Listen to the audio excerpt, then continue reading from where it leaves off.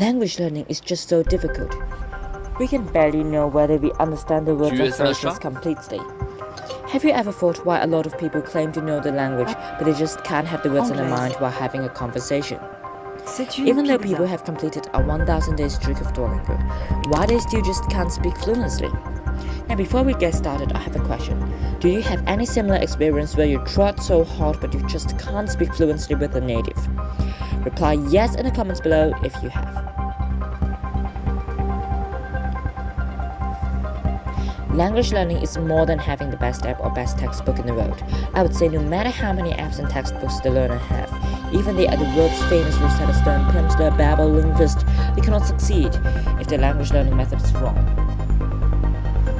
Getting a good app is essential, but most importantly, it's how you learn the language.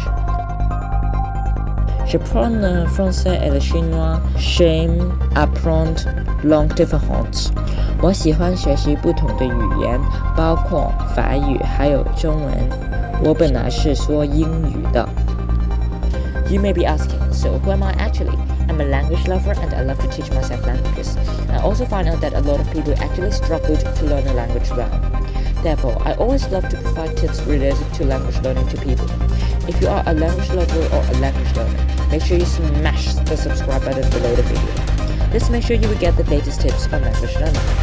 I will talk about 3 common mistakes language learners and learners make while learning languages. Mistake number 1. Focus too much on grammar on the first place.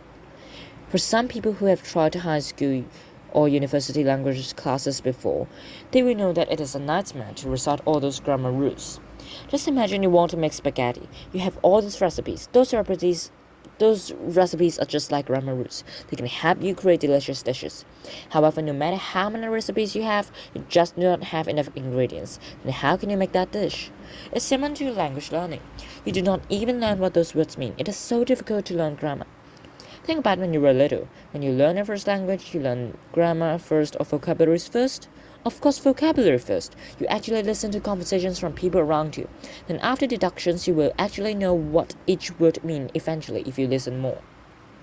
Therefore, try not to learn grammar before you learn the words and phrases.